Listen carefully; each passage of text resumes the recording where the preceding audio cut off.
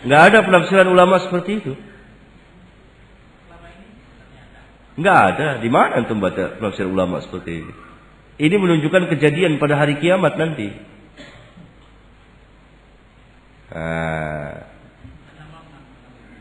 Iya tahu An-Naml. Mereka tafsirkan ini membuktikan bahwa bumi itu berputar. Iya. Terus? Iya. Perjalanan?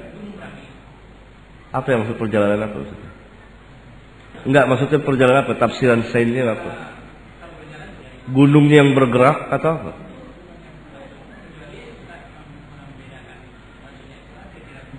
Ini ditafsirkan justru oleh mereka menunjukkan bahwa bumi ini berputar mengelilingi matahari. Mungkin ada tafsiran yang baru seperti itu. Terus Pak? Iya. Pertama-tama yang harus kita ketahui bahwa Al-Quranul Karim bukan kitab sains dan bukan ensiklopedi dan bukan kumpulan ilmu-ilmu kauniyah. Tapi Al-Quran sebagaimana yang Allah katakan, Syahrul Ramadan alladhi unzila fihi Al-Quran hudan linnas wa bayyinatin minal huda wal furqan. Hudan linnas. Ya. Kalau bertepatan sains dengan nas Al-Quran, bukan maksud Al-Quran ingin mengajarkan kepada manusia tentang sains, tidak. Tapi ingin menjelaskan kebenaran Muhammad sallallahu alaihi wasallam sebagai nabi dan rasul yang diturunkan kepadanya Al-Quran. Dan Al-Quran adalah kalamullah, bukan perkataan manusia. Karena Muhammad sallallahu alaihi wasallam tidak tahu tentang ilmu sains yang baru ditemukan pada abad ke-20. Tapi tafsiran dengan ayat yang tadi terlalu dipaksakan dan tafsir yang aneh dengan sains. Terlepas dari sains, mungkin sains dapat menemukan, tapi perlu diadakan ujian, uji coba dan perbandingan madhab dalam sains, karena mereka selalu berselisih dengan perselisihan yang berkepanjangan sekali. Ya. Tapi untuk membenarkan ayat itu dengan dalil tidak.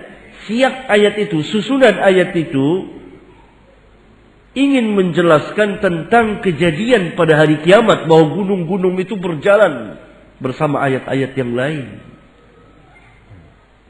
Paling-paling mereka mengatakan bahwa ayat ini jadi dalil tentang berputarnya bumi mengelilingi matahari, berjalannya bumi mengelilingi matahari. Tapi ini pun tidak tepat menurut sebagian. Karena apabila kita ingin menafsirkan satu ayat, lihat ayat sebelum dan sesudahnya, dan ayat-ayat yang berkaitan dengannya. Karena Al-Quran yufassiru ba'duhu ba'dan, saling menafsirkan satu dengan yang lainnya. Dan susunan ayat yang mulia ini ingin menjelaskan tentang kejadian pada yaumul qiyamah. Jadi tidak tepat kalau dipaksakan ke situ. Ada ayat-ayat yang sesuai dengan sains, dan sains baru membuktikannya pada abad 20 ini. Seperti firman Allah, "Wasyamsu tajri li mustaqarrin laha." Dan matahari berjalan di tempat yang telah ditetapkan baginya. Berjalan dari satu tempat ke tempat yang lain. Ini arti tajri menurut bahasa Arab. Al-intiqal min makan ilal makan. Jannatun tajri min tahtihal anhar.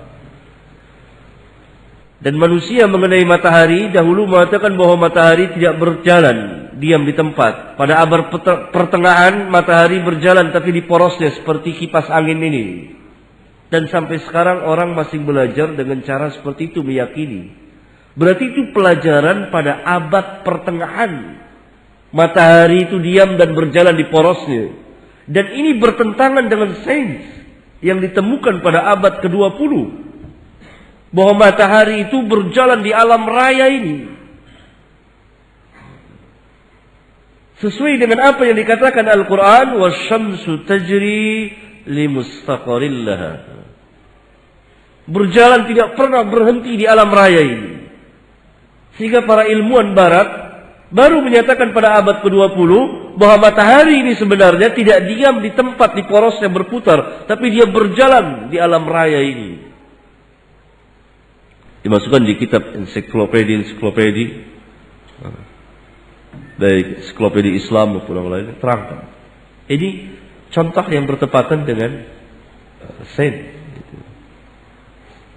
Was-sama'i dzatil buruj.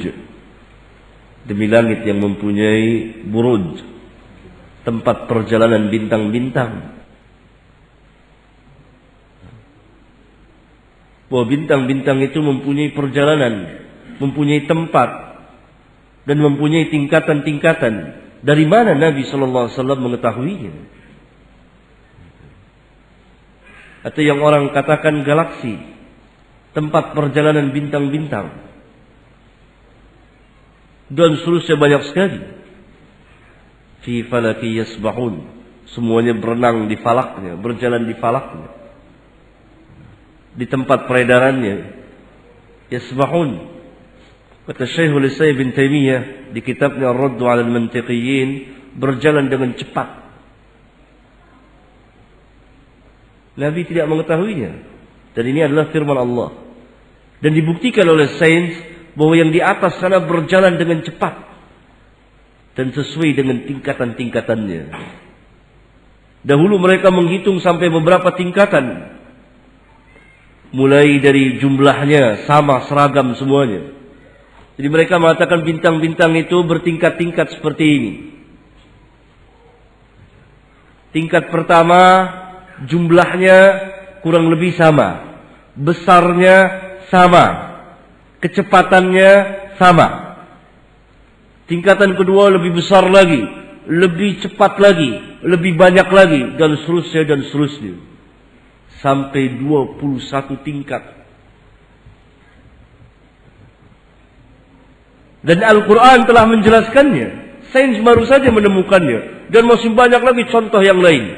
Tapi bukan untuk mengajarkan ilmu sains atau al-kauniyah, tidak, tapi untuk membenarkan, menunjukkan kebenaran kenabian dan kerasulan Muhammad sallallahu alaihi wasallam. Kurang lebih begitu.